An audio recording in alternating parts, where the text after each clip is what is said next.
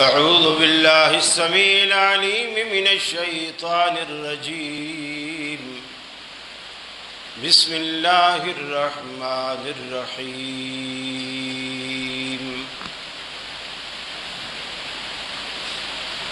الذين إذا فعلوا ما يوعظون به لكان خيرا لهم وأشد تثبيتا وَإِذًا لَآتَيْنَاهُمْ مِنْ لَدُنَّا أَجْرًا عَظِيمًا وَلَهَدَيْنَاهُمْ صِرَاطًا مُسْتَقِيمًا.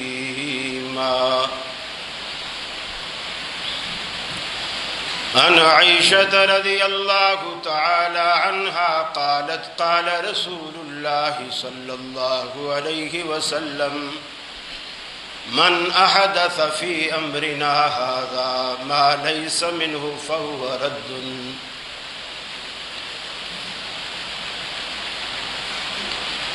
دین بڑا آسان ہے، اس کا سمجھنا بھی آسان ہے، مگر اس کا ایک گر دین کو کیسے سمجھا جائے، کیسے سیکھا جائے، کہاں سے لیا جائے اور وہاں تک پہنچنے کا ذریعہ کیا ہے. یہ فارمولہ اگر کسی کی سمجھ میں آ جائے تو وہ مولویوں اور مفتیوں کی رائے سے بچ سکتا ہے اور کتاب و سنت پہ عمل پیرا ہو سکتا ہے. اس وقت ہم جن مصائب اور پریشانیوں میں گھرے ہیں، بارش نہیں ہوتی ہم دعائیں کرتے ہیں، لوگوں کو جمع کر کے میدانوں میں نماز استسقاء کے نام سے دعائیں مانگتے ہیں، رو رو کر دعائیں مانگتے ہیں، اور جب بارش ہوتی ہے پھر ہم پریشان ہو جاتے ہیں، کاروبار ٹھپ ہو جاتے ہیں. آخر ایسا کیوں ہے؟ وہ کام جو باعث رحمت ہوتے ہیں ہمارے لیے باعث زحمت کیوں بن جاتے ہیں؟ ابھی ہم کرونا کے مسائل سے نکلے نہیں تھے، پوری دنیا اس کی لپیٹ میں آئی. 2-2, 2.5 سال لوگوں کے کاروبار ٹھپ رہے. پاکستان میں تو پھر بھی معاملہ الحمدللہ چلتا رہا، لیکن بیرونی دنیا میں معاملہ بالکل ٹھپ رہا. آپ سعودی عرب کو دیکھ لیں، بیت اللہ کے دروازے کبھی کسی پر بند نہیں ہوئے، لیکن آپ نے دیکھا کہ جو گھر تکلیف والوں کے لیے، بیماروں کے لیے، مصیبت زدہ لوگوں کے لیے پریشانی کا ازالہ بننے والا تھا کہ لوگ وہاں آ کر روئیں، گڑ گڑائیں، اپنے رب کو اپنا دکھڑا سنائیں اور روٹھے ہوئے رب کو منائیں، وہی دروازے بند ہیں. ایسا کیوں؟ قرآن مجید نے تجزیہ کیا کہ جب اللہ رب العالمین اپنے انبیاء کے ذریعے تمہیں کوئی بھی حکم دیتا ہے اور تم اس کو مانتے ہو، پھر اس پہ ثابت قدم رہتے ہو، پھر اللہ تمہارے لیے ہدایت کی نئی راہیں کھول دیتا ہے. اور اگر تم اس کو نہیں مانتے، اس کی نافرمانی کرتے ہو، حکم عدولی کرتے ہو، تو پھر ان بطش ربک لشدید، تیرے رب کی پکڑ بڑی سخت ہے. ہم صرف یہی سمجھے بیٹھے ہیں رب بڑا غفور اور رحیم ہے. ٹھیک ہے، اس میں کوئی شک نہیں، اللہ غفور الرحیم ہے، اس میں کوئی دو رائے نہیں ہے، لیکن وہ جبار اور قہار بھی تو ہے۔ ان بطش ربک لشدید اسی رب کے لیے کہا گیا، عزیز ذو انتقام اسی رب کے لیے کہا گیا جو رحیم بھی ہے، غفور بھی ہے۔ باپ ماں کتنے مہربان ہوتے ہیں، اولاد پر جان چھڑکتے ہیں، زندگی بھر جو کماتے ہیں اولاد کے لیے کماتے ہیں، حالانکہ بوڑھا ہوتا ہے باپ مکان نیا بنوا رہا ہوتا ہے، کیوں؟ میرے بچے رہیں، چونکہ اس کو پتا ہے میری عمر اب کیا ہے، میرے بچے رہیں گے، میرے پوتے رہیں گے، میرے نواسے رہیں گے، کما رہا ہوتا ہے، بینک بیلنس بنا رہا ہوتا ہے، میرے بچے رہیں گے۔ لیکن وہی اولاد جب بڑی ہوتی ہے ماں باپ کے ساتھ کیا کرتی ہے، ماں باپ کے ساتھ کیا کرتی ہے، یہ بھی دنیا جانتی ہے۔ ہم اولادیں مانگتے وقت بھی، دعائیں کرتے وقت بھی بہت ساری غلطیاں کر رہے ہوتے ہیں جن کا خمیازہ ہمیں بعد میں بھگتنا پڑتا ہے۔ ہم یہ تو دعا مانگتے ہیں اللہ اولاد دے، لیکن ساتھ میں یہ کلمے اور یہ جملے نہیں کہتے اللہ نیک اور صالح اولاد دے، فرما بردار اولاد دے، جو تیری بھی فرما بردار ہو، میری بھی فرما بردار۔ تو اللہ اولاد تو دے دیتا ہے، آپ نے صرف اولاد مانگی تھی، اور یہ بھی کہ لڑکی نہیں دینا لڑکا دینا، اللہ لڑکا بھی دے دیتا ہے، لیکن وہ ناکوں لوہے کے چنے چبواتا ہے کہ مولویوں کے آگے پھر بوڑھے باپ بیٹھے رو رہے ہوتے ہیں کہ جی مجھے کوئی وظیفہ بتاؤ، بچہ بڑا نافرمان ہے، اس نے تو میری زندگی تباہ کر کے رکھ دی، اتنا نافرمان۔ ابھی حال ہی میں ایک کلپ دیکھ رہا تھا، یہ جو لڑکا یاسر شامی انٹرویو کر رہا تھا اس باپ کا، وہ ایک ٹانگ سے معذور ہے، بچوں نے مارا ہے، ٹانگ توڑ دی ہے، سعودی عرب میں کماتا رہا، 19 سال سعودی عرب میں کمایا، بولے میں فریجیں بنانے ٹھیک کرنے کا کام کرتا تھا، وہاں سے پیسہ بھیجتا رہا، مکان بیوی سے کہا کہ مکان بناؤ، انہوں نے مکان بنوایا، مکان میں نے بیوی کے نام کر دیا کہ میں سعودیہ میں ہوں، پیچھے بیوی ہے، بچوں کو میں نے پڑھایا، ایک کو ڈاکٹر بنایا، ایک برطانیہ میں ہے انجینئر ہے، اور جب میں سعودی عرب میں حالات خراب ہوئے یہ کرونا وغیرہ والے، میں وہاں سے چھوڑ کے آ گئی، جب میں آیا میری بیوی نے کھلا لی، مکان اس کے نام تھا، بچوں نے مجھے گھر سے نکال دیا، میرا اپنا گھر ہے لیکن میں فٹ پاتھ پہ سوتا ہوں، ہر کمرے میں میرے پیسوں سے لگایا ہوا اے سی ہے، لیکن میں فٹ پاتھ پہ گرمی میں سوتا ہوں۔ جن بچوں کو میں نے پڑھایا لکھایا، انجینئر اور ڈاکٹر بنایا، آج میں ایک ایک نوالے کو ترستا ہوں، ہوٹل کے باہر بیٹھ جاتا ہوں، ٹیبلوں پہ دیکھتا رہتا ہوں، جو لوگ اپنا بچایا ہوا کھانا چھوڑ کے جاتے ہیں، میں بیرے سے کہتا ہوں اسے اٹھاؤ نہیں، مجھے دے دو، میں وہ کھانے کھاتا ہوں۔ ایسی اولاد پہ تف ہے، خدا پوچھے گا قیامت والے دن یہ وبال کیوں آتے ہیں؟ ہم اللہ کو بھول بیٹھے، اس کی نافرمانی پہ کمر بستہ ہیں، وہ رحمتیں بھی ہمارے لیے زحمتیں بن جاتی ہیں۔ حالانکہ اولاد بھی ایک نعمت ہے، اولاد بھی ایک نعمت ہے، دولت بھی ایک نعمت ہے، اپنا گھر ایک نعمت ہے، آپ کی زندگی، آپ کی صحت، آپ کی جوانی ایک نعمت ہے، لیکن اسی اولاد کو جس کو ہم نعمت کہتے ہیں، اسی مال کو جس کو ہم نعمت کہتے ہیں، اللہ نے کہا انما اموالکم و اولادکم فتنہ، تمہارا بینک بیلنس اور تمہاری اولاد فتنہ۔ کیوں کہا؟ دیکھیے دنیا میں کوئی بھی چیز نعمت کب بنتی ہے؟ نعمت کب بنتی ہے؟ آنے سے نعمت نہیں بنتی۔ اربوں خربوں کا مالک ہونے سے ارب خرب نعمت نہیں بنتے۔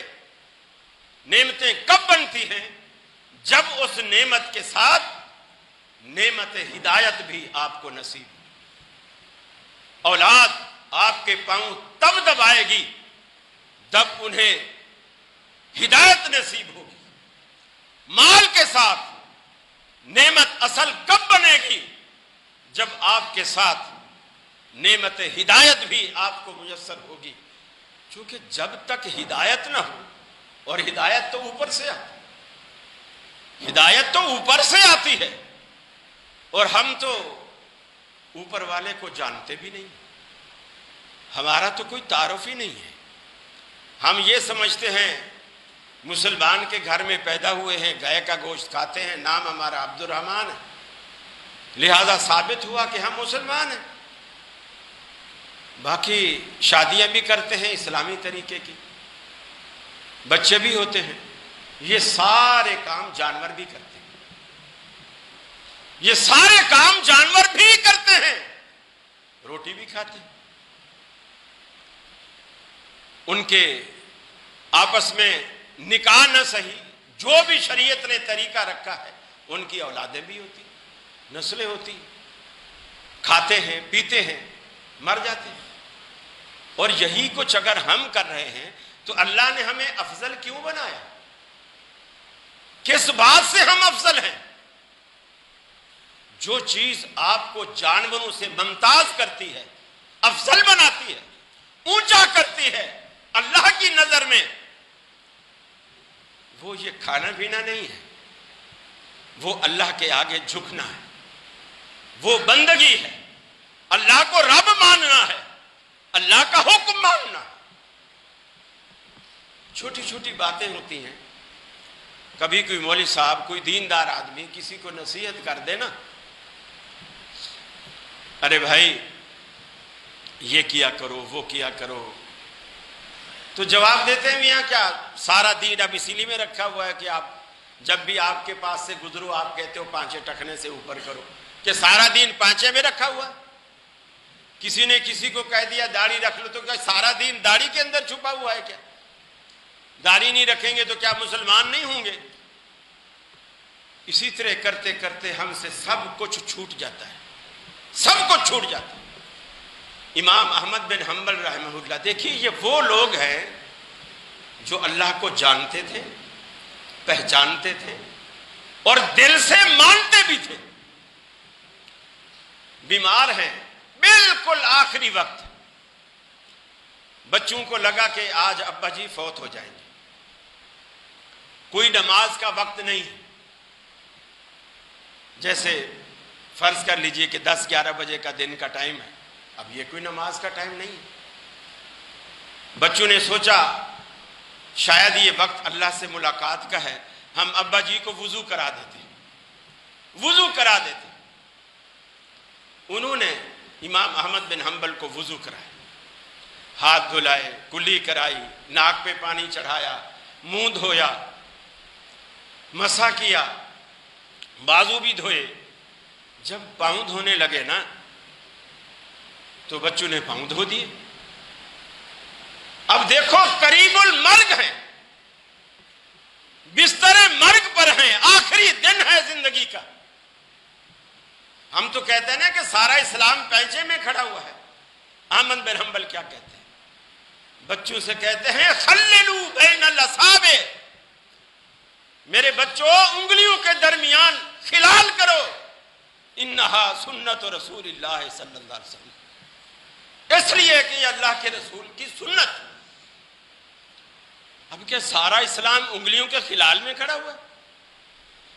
مرتے وقت ہماری طرح یہ نہیں کہتے وہ 2 چوڑیاں تمہاری امی کی میں نے چھپا کے رکھی بھی تھی، وہ میری چھوٹی بیٹی کو دے دینا، فلاں جگہ فلاں چیز رکھا ہوا ہے وہ اس کو دے دینا۔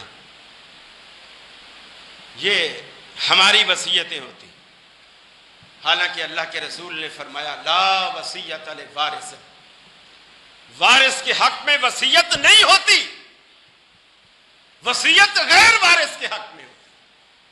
جس کا حصہ شریعت نے رکھا ہے آپ اس کے لیے وصیت نہیں کر سکتے۔ آج کتنے لوگ ہیں جو فوت ہو جاتے ہیں صرف بیٹیوں کو محروم کرنے کے لیے۔ یہ میرے بڑے بیٹے کی دکان ہے، طارق روڈ والی چھوٹے بیٹے کی دکان ہے، منظور کالونی والی میرے منجلے بیٹے کی دکان ہے، سارا کچھ زندگی میں بٹ بٹا کے ختم، بیٹیاں محروم۔ کوئی تو اسٹامپ پہ لکھوا لیتے ہیں بچیوں تم انگوٹھا لگا دو یا سائن کر دو، ہم نے بھائیوں کو معاف کر دیا۔ یہ کوئی معافی نہیں ہوتی، یہ کوئی معافی نہیں۔ اللہ کی اطاعت اس کے رسول کے ذریعے جب تک نہیں ہوگی تب تک یہ پریشانیاں، یہ مصائب، یہ مصیبتیں آتی رہیں۔ سیدنا عثمان غنی رضی اللہ تعالی عنہ حدیبیہ کے مقام پر جب مسلمانوں کو روکا گیا کہ آپ مکہ نہیں آ سکتے، آپ نے حضرت عثمان کا انتخاب کیا کہ مکہ بھیجا جائے۔ حضرت عثمان کے وہاں بہت رشتہ دار تھے مکہ میں، کہ وہ لوگ جو رشتہ دار ہیں حضرت عثمان کا لحاظ کریں گے، ان کی بات مانیں گے۔ تو مذاکرات کے لیے حضرت عثمان کا انتخاب اللہ کے رسول نے کیا۔ جب وہ مکہ چلے آئے، کفار کو بات رکھی کہ ہم کوئی لڑنے وڑنے نہیں آئے، نہ ہمارے پاس جنگی ہتھیار ہیں، ہم عمرہ کے ارادے سے آئے ہیں، طواف کریں گے، سعی کریں گے، چلے جائیں گے۔ انہوں نے کہا عثمان آپ کا ہمارے دل میں بڑا احترام، آپ اگر چاہیں تو ہم بیت اللہ کا دروازہ بھی کھول دیتے ہیں، آپ اندر بھی نفل پڑھنا چاہیں پڑھیں، بیت اللہ کے جتنے طواف کر سکتے ہیں کریں، حتیم بھی آپ کے لیے کھلی ہے، زمزم کے دروازے آپ کے لیے کھلے ہیں، آپ جو چاہیں یہاں کریں، لیکن رسول اللہ صلی اللہ علیہ وسلم کو ہم نہیں آنے دیں گے، وہ یہاں نہیں آئیں گے۔ 3-4 دن سیدنا عثمان غنی وہاں رہے۔ رسول اللہ صلی اللہ علیہ وسلم تک بات یہ مشہور ہو گئی کہ حضرت عثمان کو شہید کر دیا۔ ایک درخت تھا، آپ اس درخت کے نیچے بیٹھ کر صحابہ کرام سے بیعت لی، جو بیعت رضوان کے نام سے بڑی مشہور ہے۔ اس وقت جو صحابہ کرام کے جذبات تھے وہ اللہ کو اتنے پسند آئے، اتنے پسند آئے کہ اللہ نے جبریل کو بھیج کر اطلاع دی، لقد رضی اللہ عن المؤمنین اذ یبایعونک تحت الشجرہ، اللہ نے اپنی رضا کا سرٹیفکیٹ دے دیا ان لوگوں کو جو درخت کے نیچے بیٹھ کر آپ کے ساتھ بیعت کر رہے تھے۔ یہاں 2-3 باتیں، ایک بات یہ کہ 3-4 دن وہاں حضرت عثمان رہے۔ آج جو مسلمانوں کا ایک عقیدہ نظریہ بن چکا ہے کہ ہم جو درود پاک پڑھتے ہیں نا، یہ سیدھا مدینے جاتا ہے، وہاں سے منظوری لیتا ہے، پھر اوپر جاتا ہے۔ یہ جو درود پاک ہم پڑھتے ہیں اس کا پہلا جملہ ہی یہ ہے اللہم، اے اللہ، ہم نے مخاطب ہی اللہ کو کیا ہے، تو اس کلمے کو اللہ کے پاس جانا چاہیے نہ کہ مدینے جانا چاہیے، سیدھی سی بات ہے، اللہ کے پاس جانا چاہیے نہ کہ مدینے جانا چاہیے۔ پھر ایک ضعیف روایت کے مطابق یہ بھی ایک لوگوں نے عقیدہ بنایا ہوا ہے کہ ان للہ ملائکۃ سیاحین فی الارض یبلغونی عن امتی السلام، کہ زمین میں فرشتے چلتے پھرتے ہیں، جو بندہ بھی درود سلام پڑھتا ہے فرشتے فوراً مجھ تک پہنچاتے ہیں۔ مجھ تک پہنچا دے۔ یہ تو وفات کے بعد کا حال ہے۔ اللہ کے رسول حدیبیہ میں موجود ہیں، عثمان مکہ میں موجود ہیں، چند میلوں کا فاصلہ ہے، حضرت عثمان زندہ ہیں، رسول اکرم صلی اللہ علیہ وسلم بھی زندہ موجود ہیں۔ 3-4 دن تک حضرت عثمان نے اگر الگ سے درود نہ بھی پڑھا ہو تو نماز میں تو درود پڑھا ہی ہوگا تھا۔ رسول اللہ صلی اللہ علیہ وسلم تک درود ایک دن بھی نہیں پہنچا، ورنہ آپ کہتے یہ خبر جھوٹی ہے، عثمان کے قتل کی خبر جھوٹی ہے، عثمان کا 5 وقت روز میرے پاس درود آ رہا ہے، وہ جو نماز میں درود پڑھتے ہیں روز میرے پاس آ رہا ہے، عثمان تو زندہ ہے، حیات۔ دوسری بات، جو دنیا کہتی ہے اللہ کے رسول کو پوری کائنات کا علم غیب ہے، چند میلوں کے فاصلے پر حضرت عثمان موجود ہیں، رسول اللہ صلی اللہ علیہ وسلم کو پتہ نہیں ہے، یہ بھی نفی ہو گئی۔ جو بات آج میرے موضوع سے متعلق جو میں آپ کو سمجھانا چاہتا ہوں وہ یہ، صحابہ بھی سمجھ رہے ہیں کہ عثمان رضی اللہ تعالیٰ عنہ کو جب 3-4 دن کے بعد چھوڑا گیا، آپ آئے، صحابہ نے دیکھا یہ تو زندہ ہے۔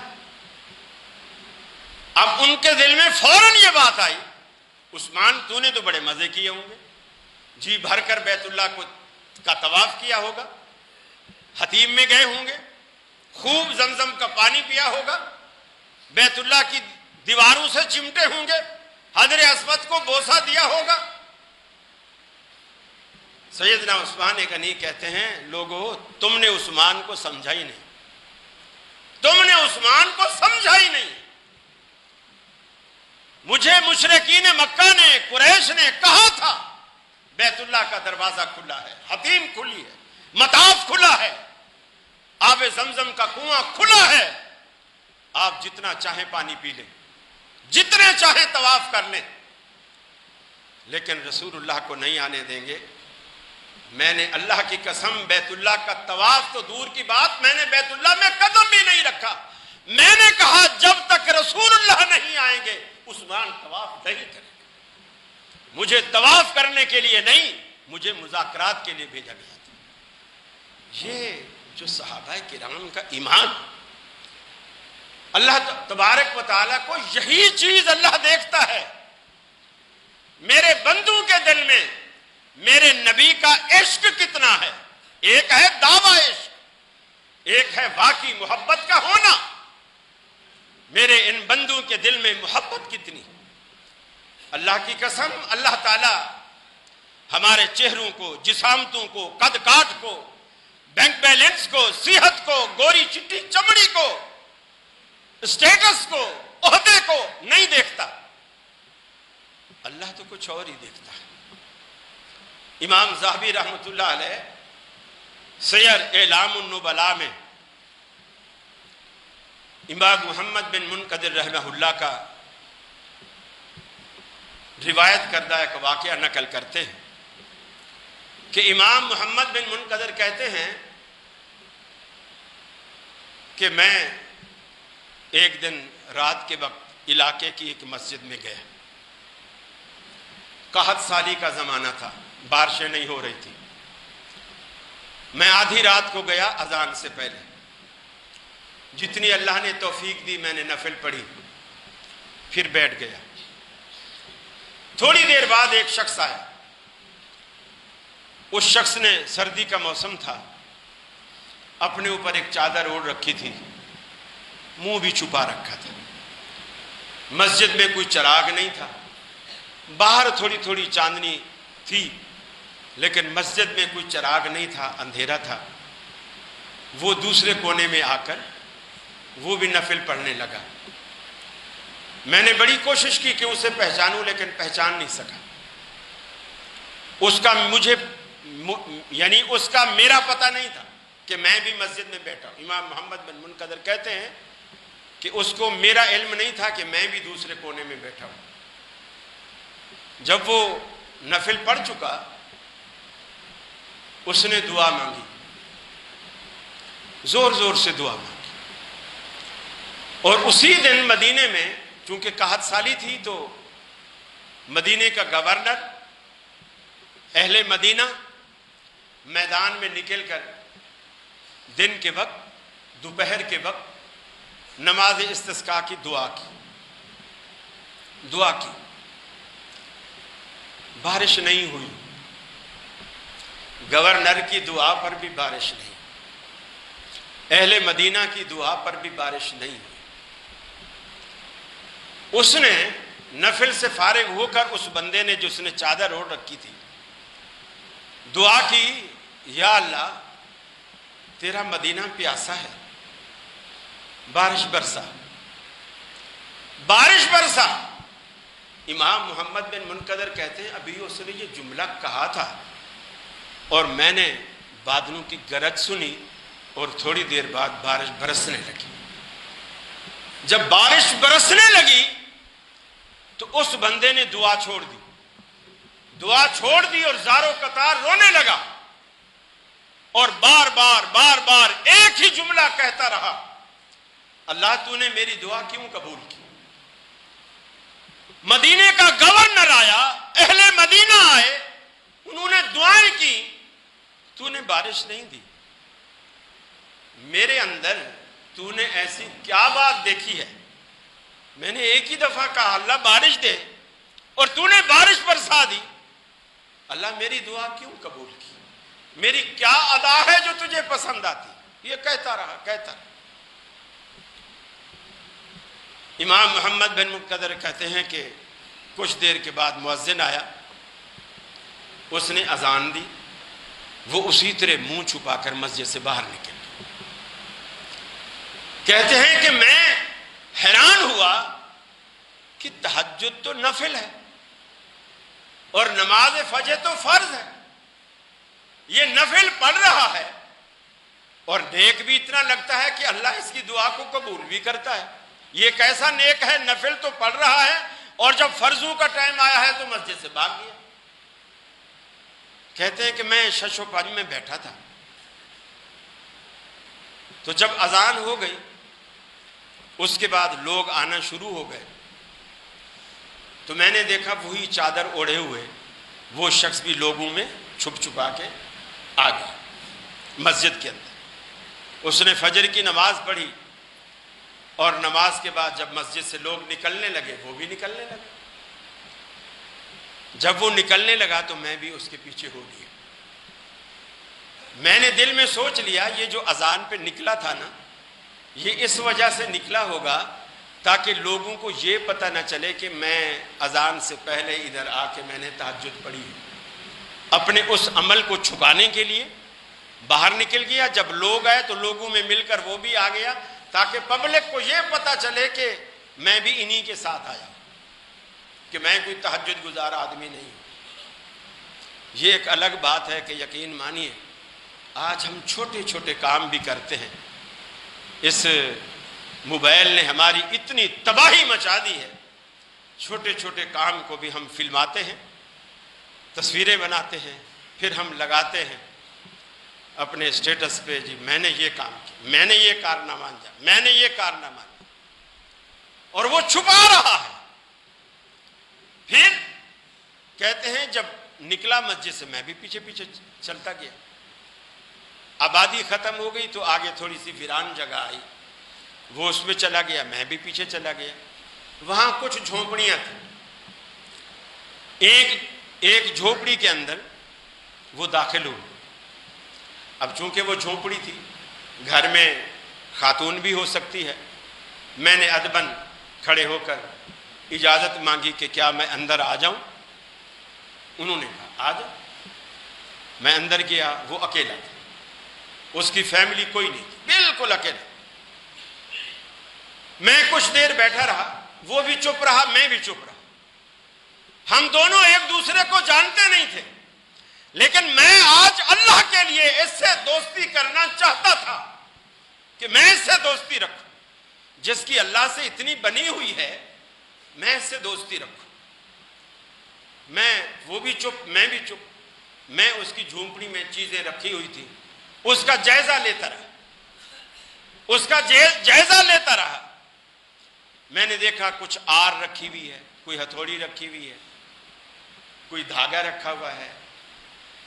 میں سمجھ کچھ چمڑے کے ٹکڑے رکھے ہوئے ہیں.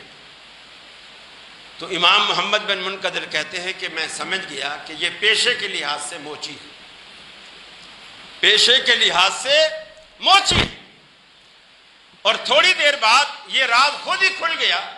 اس نے مجھ سے خود پوچھا کہ کیا آپ جوتا ٹکوانے آئے ہیں؟ یعنی موچی کے پاس بندہ جائے گا تو یہی کام لے کر جائے گا. اس نے پوچھا کہ آپ جوتا ٹکوانے آئے ہیں؟ نہیں، جوتا نہیں ٹکوانے آیا، میں آپ سے اللہ کی رضا کے لیے محبت کرتا ہوں اور آپ سے دوستی کرنے آیا. حیران شزدر رہ گیا کہ میں ایک موچی آدمی ہوں، مجھ سے تو دوستی کرنا چاہتا ہے. اس نے کہا آج آدھی رات کو میں بھی مسجد میں تھا جب تو آیا، جب تو نے بارش کی دعائیں کی میں نے سن لی، وہ سن لی دعائیں.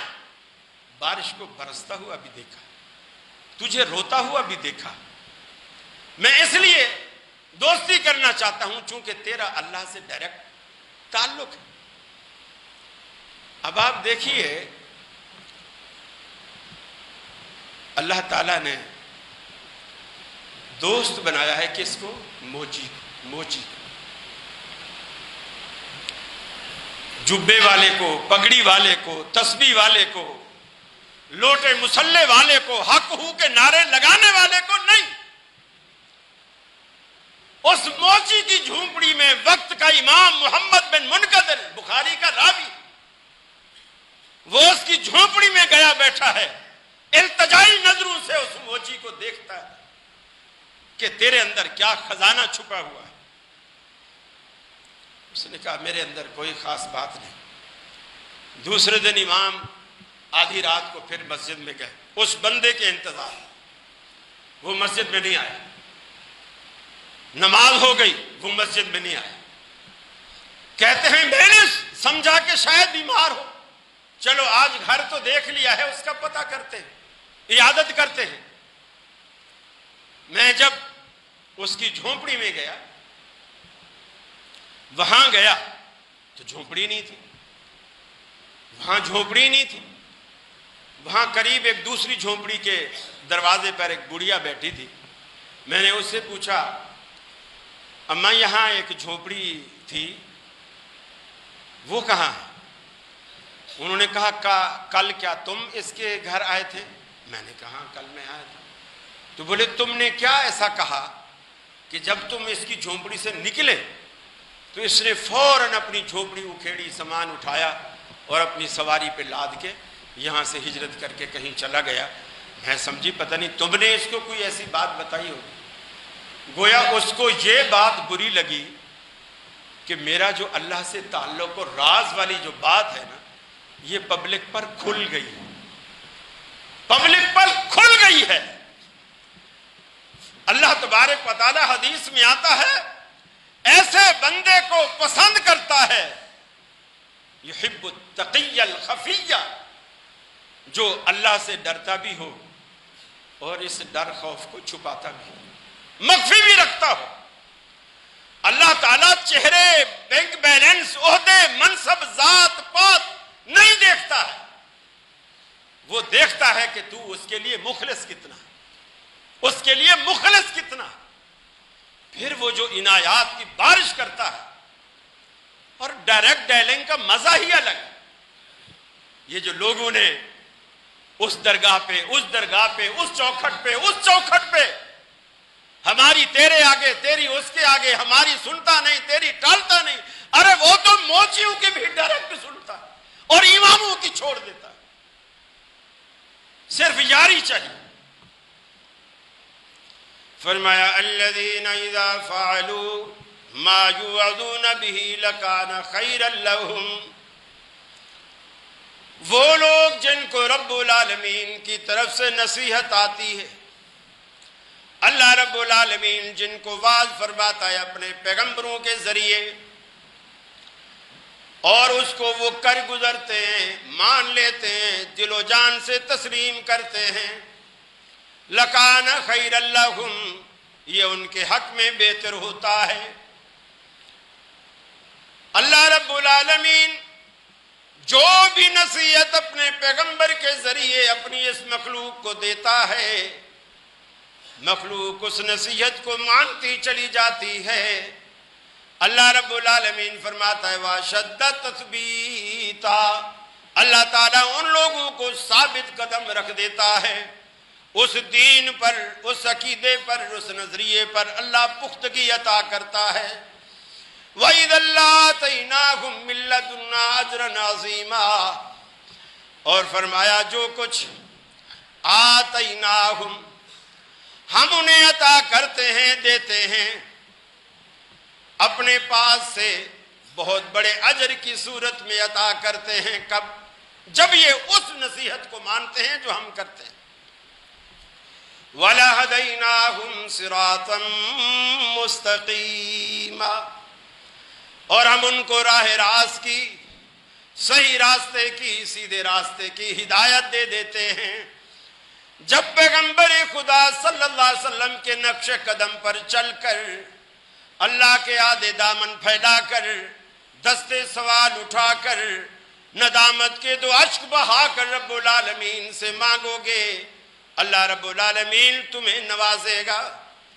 آپ کے سر کو، جو اللہ رب العالمین کی دربار میں اللہ کے آگے جس سر کو جھکنے کی عادت ہے، اللہ رب العالمین اس سر کو زندگی میں کہیں اور جھکنے نہیں دیتا۔